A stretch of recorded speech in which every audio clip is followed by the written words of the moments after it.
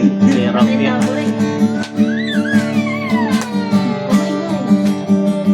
Yan. Mahal na mahal kita, Panginoon.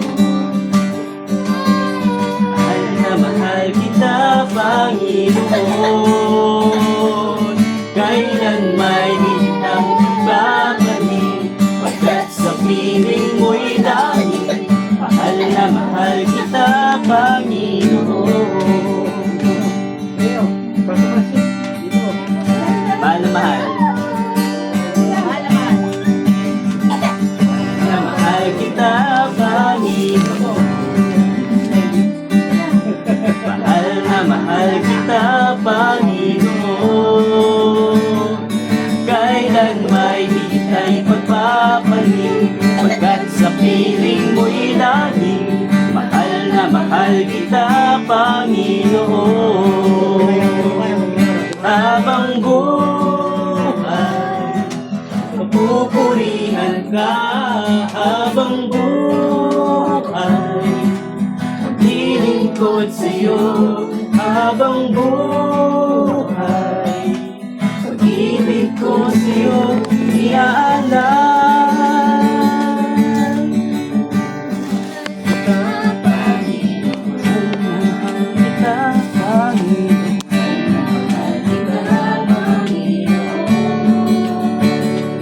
Kailan may di kita'y pagpapalit, pagkat sa piling mo'y langit.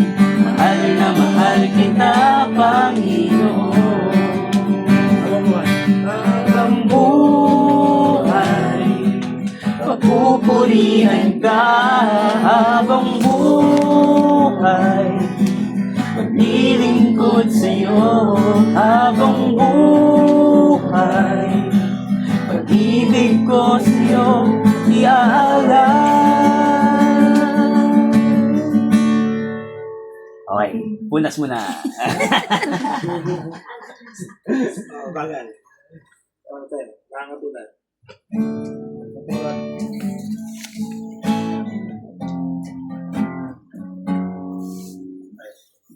Again. Iingin mo man lahat ng awit sa mundo, ay kaya ilarawan ang kadakilaan mo. Kulang ang lahat ng tula, maling maging mga salita, upang iayat ang kabutihan mo. Wala kang katulad, wala nang higit sa'yo. Wala kang katulad, wala nang papantay sa'yo.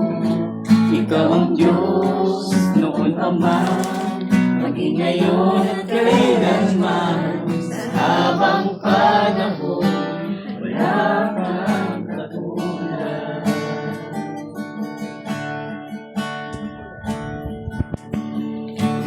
Isipin mo man lahat ng awit sa mundo, di kaya ilarawan ang kadakilaan mo. Kulang ang lahat ng tula, walang maging mga salita, upang iayat ang kabutihan mo. Wala kang katulad, wala nang higit sa'yo. Wala kang katulad, wala nang papantay sa'yo. Ikaw ang Diyos noon pa man, maging ngayon at kailanman. Sa habang panahon, wala kang katulad. Wala kang katulad, wala nang higit sa'yo. Wala kang katulad, wala nang papantay sa'yo. Ikaw ang Diyos noon pa man, maging ngayon at kailanman. Sa habang panahon,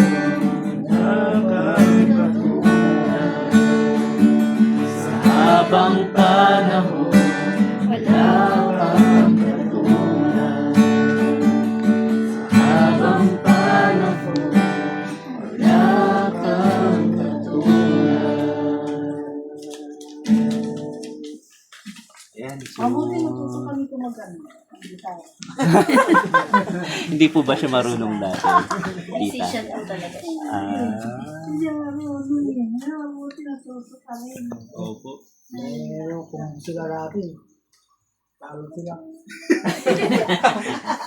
Paano na lang siya kay Lord ngayon? Oo, pero panalo siya kay. Galing yung drama nila eh.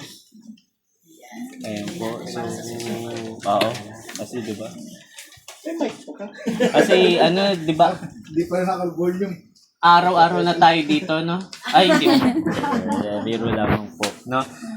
Yun po, magandang gabi sa ating lahat. Ayun, kami po ay nandito. Kami po pala, ako po pala si Tan. Magpakilala naman tayo, baka nagtataka sila kung sino tayo. Ano po, palagay niyo po, tita. Sige. Mga itim. Tapusin na natin. Baka may masabi pang iba eh. Ano po, 10 taon po. 28 na po ako. Oo.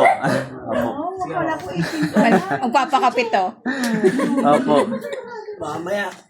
Ako, bigla akong nahiya. Hindi, parang wala ka pa sa age na 28 ah. Opo. Kapit talaga yan. Ano tawag dito? Parang ano ka pa. Hindi ko nga. Ano po, kompleto po kasi lagi yung tulog ko. Ay, ganun. Kadalasan po kasi ng edad namin medyo busy na sa trabaho, ganyan. Ayun po. Tsaka lalo na ngayon sa panahon natin kasi grabe na yung mga nangyayari. Yung flood control. Parang Yung kasi mga baha. nagbulan to. Wala pang, wala pang 20 yan. Ilang taon na ba si Kiel? Ilang taon na? 17. 17. Oo.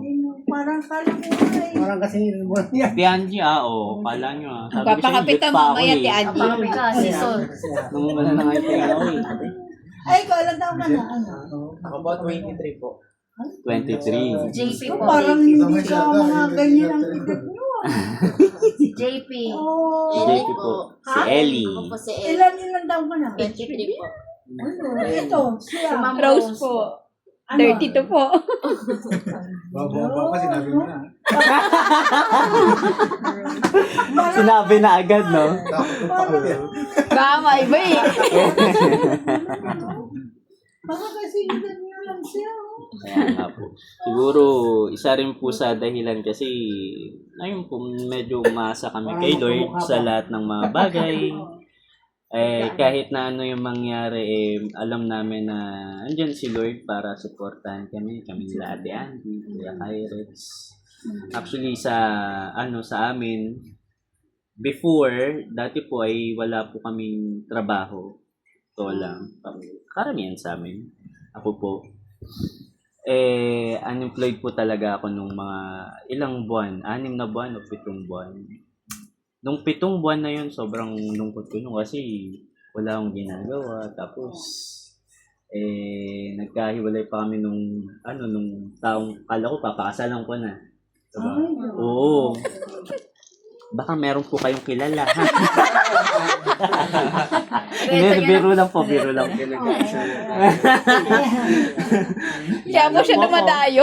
Opo, baka meron po ditong available. Hindi po.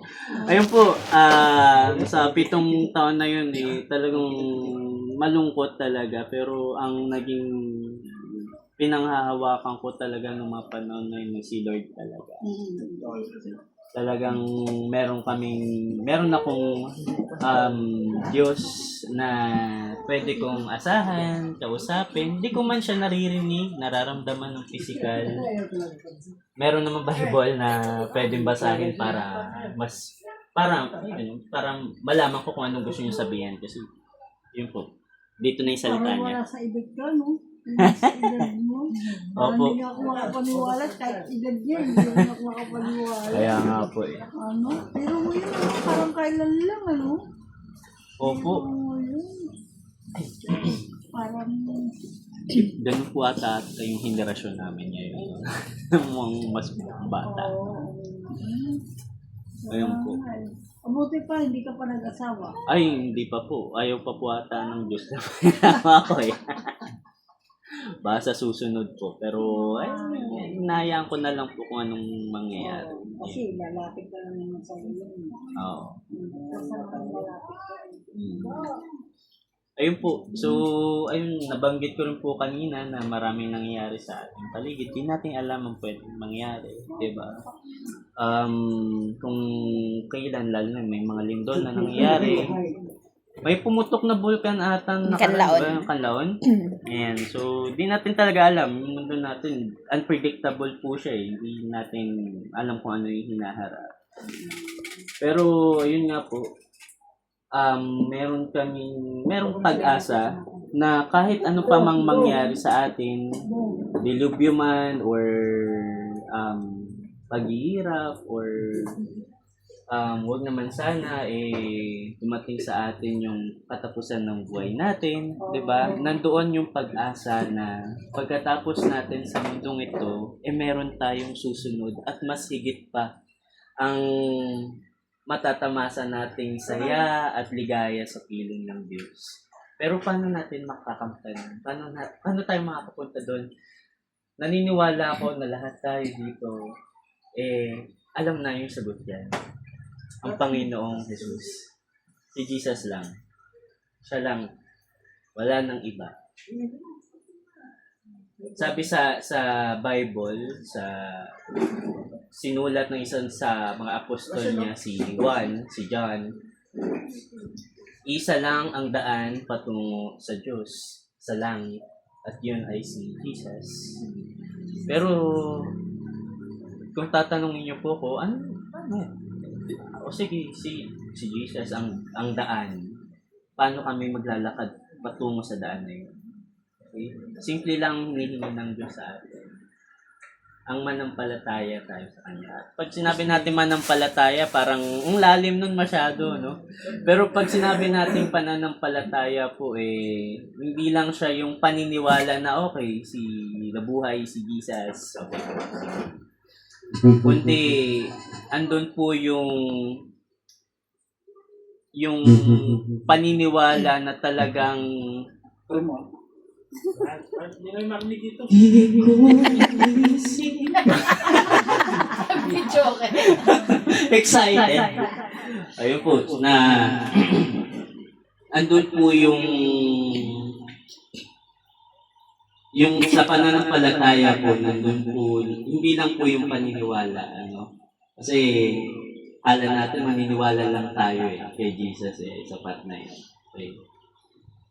Pag sinabi natin pananampalataya, talagang yung mga ginawa niya nung mga panahon na nabubuhay siya at mga sinasabi niya, talagang sinusunod natin. Patulad ng sinabi niya sa atin na magtiwala lang tayo sa Kanya. Iba ang paniniwala sa pagtitiwala. Pwedeng isang tao na nagsasabi na tumawid ako sa isang tulay na kahoy, tapos hindi na ganun ka-stable, patatawidin niya ako kasi nakatawid siya, maniniwala ako sa kanya. Pero, kung sasabihin niya sa tumawid ka, nakatawid ako Diba? Magtitiwala ba ako sa kanya? Kita kong medyo delikado na yung kulay. Siyempre, mahirap magtiwala ng gano'n, di ba? Lalo na nakikita mo, di naman stable yung dadaanan ito Di ba? Pero, kapag may tiwala ka sa taong yun, kahit ano pa yan, lalakarin mo. Kasi may pagtitiwala ka. Yun yung pagkakaiba ng paniniwala at pagtitiwala. Naniniwala ka, okay, makakatawid ako dyan. Pero, meron ba akong tiwala para sundin yung sinasabi ng taong yun? So, paano natin mapapalalim yung pagtitiwala natin sa Diyos? Siyempre, unang-una, diyan yung pananampalataya na sinasabi ko. Pananampalataya, kasama na diyan yung pagtitiwala sa Diyos sa lahat ng ating gagawin. Tiwala sa Diyos na na gagawin mo yung mga bagay na ito kasi nagtitiwala ka na ang Diyos ang gagabay sa iyo. Sa akin, sa 7 buwan na wala akong trabaho, nagtiwala ako sa Diyos. At ngayon, meron akong trabaho. Napakaganda ng trabaho ko kasi pwede akong magtrabaho sa bahay lang. Sa ano yun, sa barko po, yung kung alam niyo po yung kumpanya na Royal Caribbean. Yan, cruising po yan, yung parang gumagala-gala sila sa sa dagat. Tapos yung mga barko nila, parang Enchanted Kingdom, ang daming pwedeng gawin.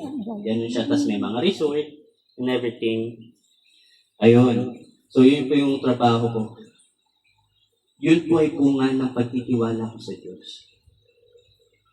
At itong mga kalagayan po namin ngayon, ng mga kapatid ko, mga ka-churchmate ko, ay bunga po ng pagtitiwala namin sa Diyos. Paano natin masisimulan ng pagtitiwala ang pananampalataya sa Diyos? Sisimulan natin yan sa pagtanggap ng regalo na binigay sa atin ni Jesus.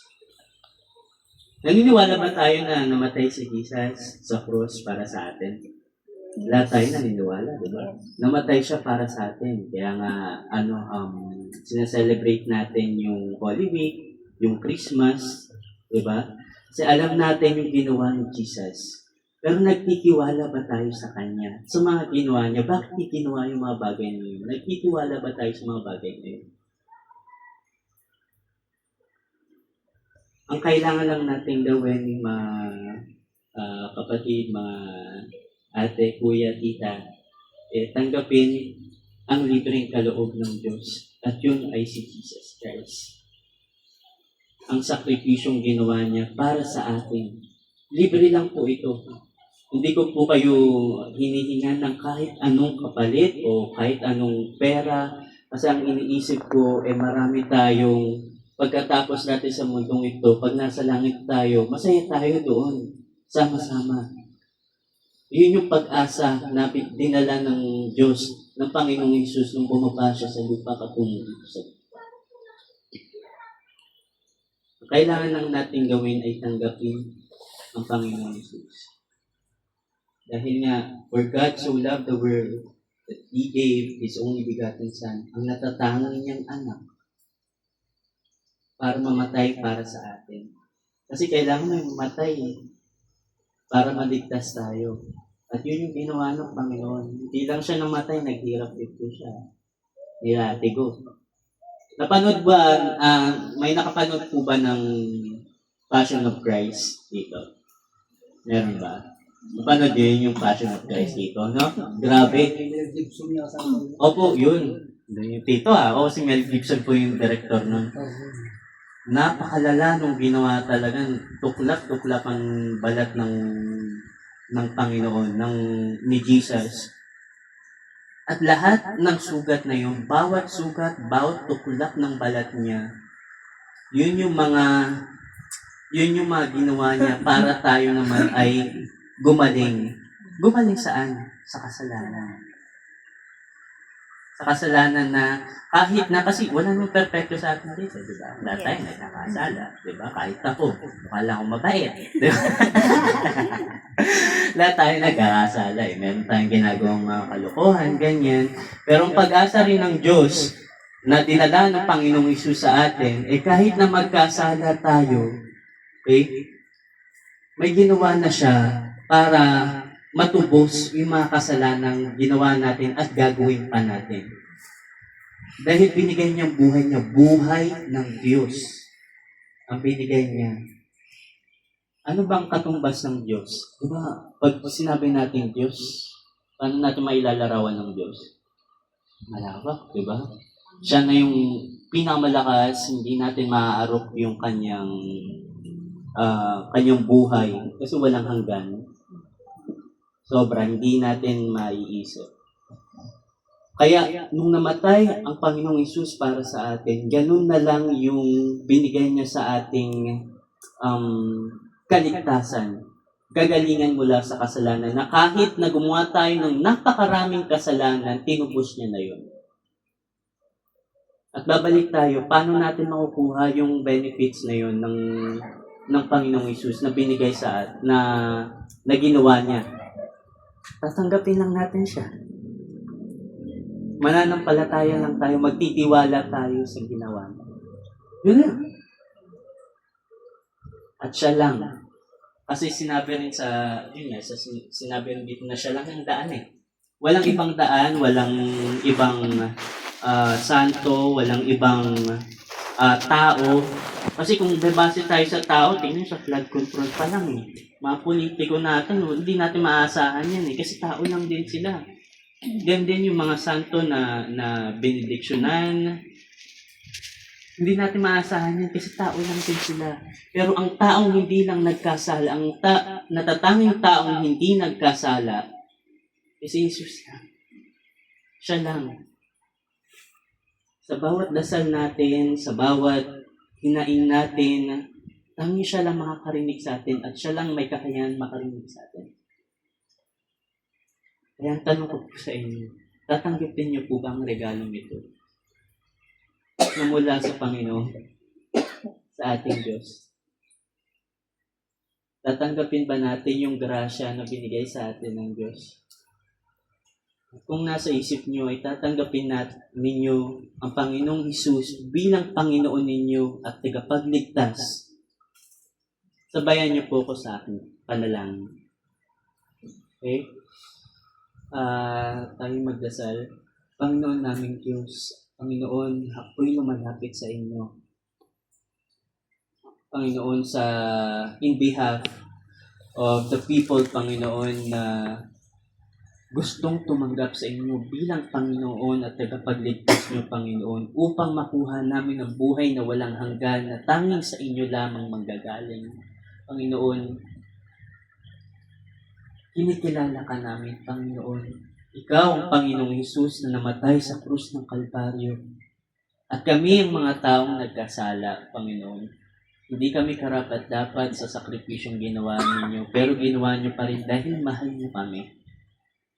Kaya, Panginoon, sa araw na ito, sa gabing ito, tinatanggap ka namin bilang Panginoon at tagapagligtas. Dahil kami ay nagtitiwala na sa iyo at nananampalataya. Panginoon, nawa ikaw ang siyang manahan sa amin, Panginoon. Matutunan namin, Panginoon, na magtiwala sa bawat kilos na aming gagawin, nariyan kayo upang gabayan kami. Panginoon, ako po'y nagdarasal, Panginoon, bilang ako, Panginoon, si Tanta na inyong anak. Panginoon, salamat sa pamilyang ito ni Kuya Kyrex, pamilyang Padua, Panginoon, sa pagpapatuloy sa amin, sa akin at sa aking mga kapatid, sa pananampalataya.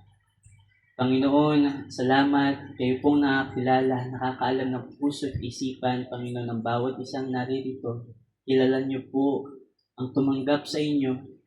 Panginoon, ikaw po ang kumilos sa kanilang mga puso at sa kanilang buhay, O Diyos.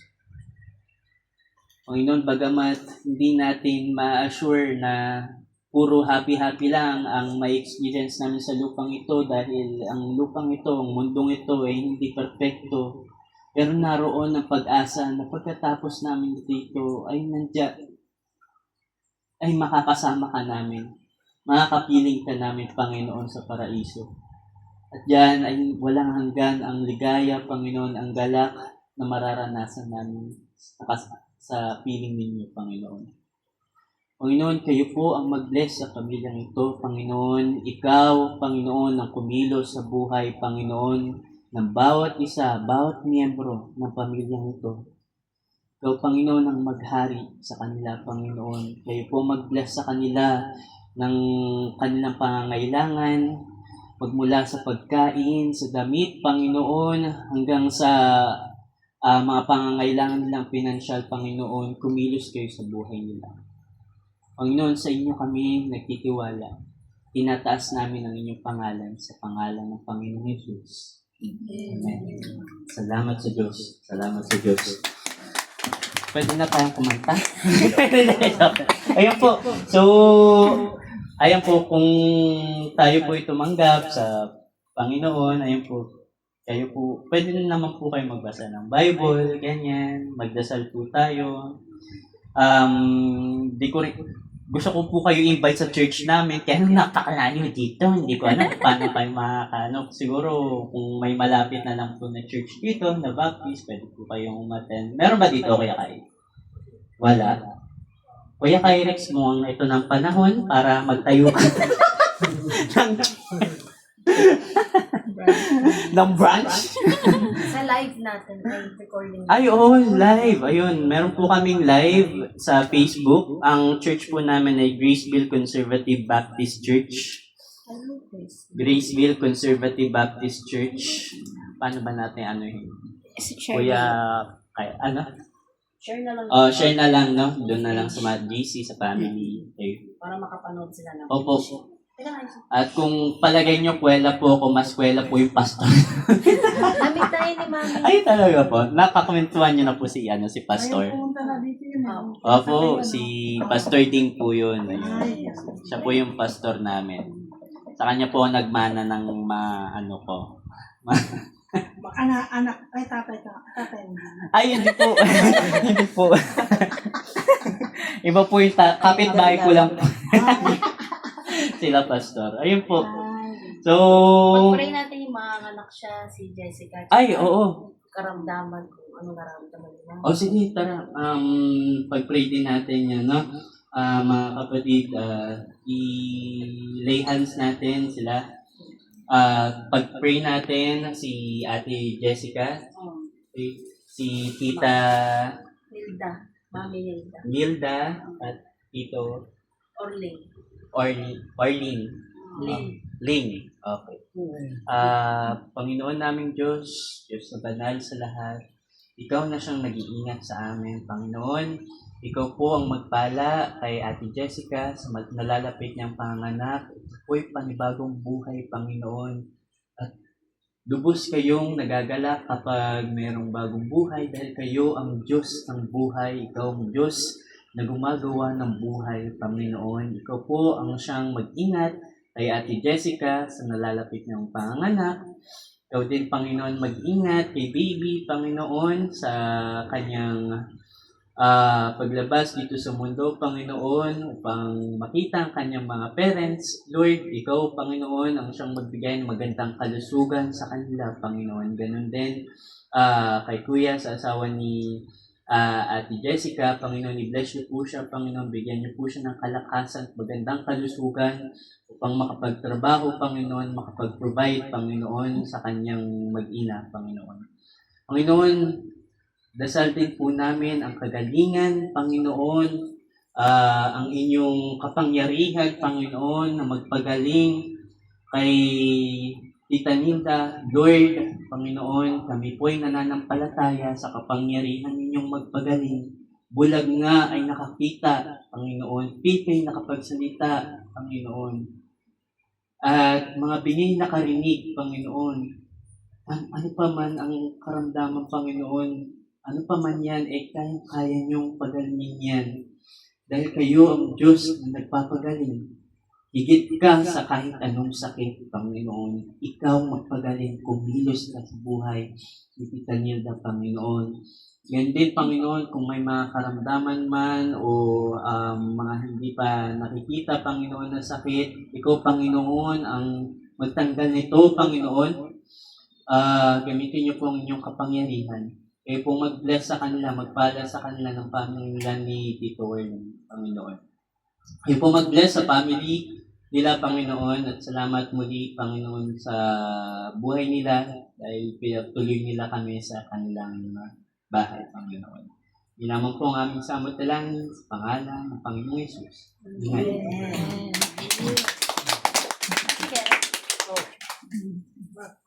Kain tayo. Ayan, kain na. Ito,